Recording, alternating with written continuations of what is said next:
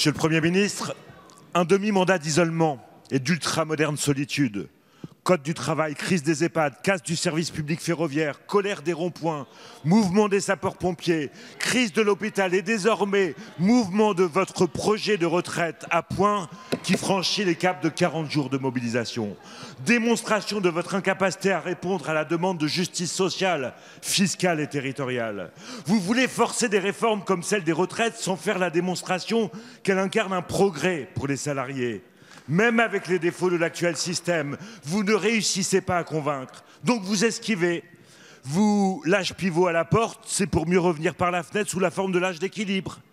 Dans les pays où les points ont été instaurés, les pensions ont diminué, la précarité des seniors a augmenté. En sortant les hauts revenus des taux de référence de cotisation, vous enfoncez un coin dans les fondamentaux de la répartition et vous invitez les riches à se rassasier avec des Smarties. Votre projet consiste à substituer à l'État social un État low cost. Vous n'avez que l'universalité à la bouche, mais pour faire passer cette réforme, vive le chacun pour soi. Vous donnez à telle catégorie, dans un jeu de bento avec les organisations syndicales, quitte demain à les flouer comme avec l'assurance chômage. Votre entêtement est mauvais pour le pays. Depuis 2 ans et demi, vous usez de l'argument d'autorité en vous retranchant derrière la seule réponse policière pour ne pas répondre à la question sociale.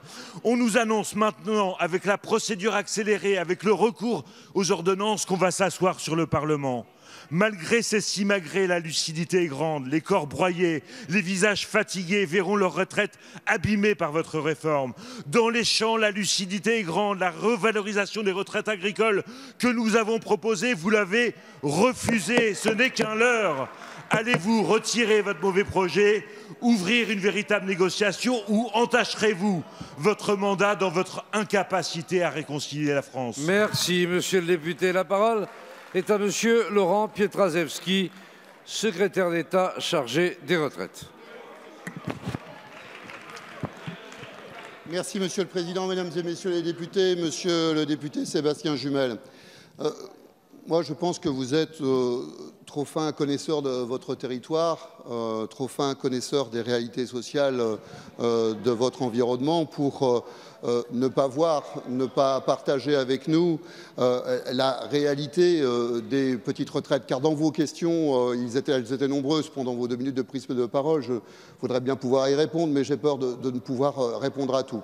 Mais je crois que sur le fond, ce que nous pourrions partager, c'est la volonté de justice sociale du gouvernement dans ce projet de transformation de notre système de retraite. Parce que la réalité, mais vous le savez, je crois que nous pourrions ici tous en être d'accord, c'est que notre système actuel de retraite, il est construit pour être favorable à ceux qui ont eu des carrières ascendantes, progressives et qui ont augmenté leur rémunération avec leur niveau de responsabilité et que les pensions de retraite de ces citoyens sont essentiellement financées par toutes celles et tous ceux qui ont, eux, des parcours relativement linéaires avec des évolutions de rémunération proches du SMIC.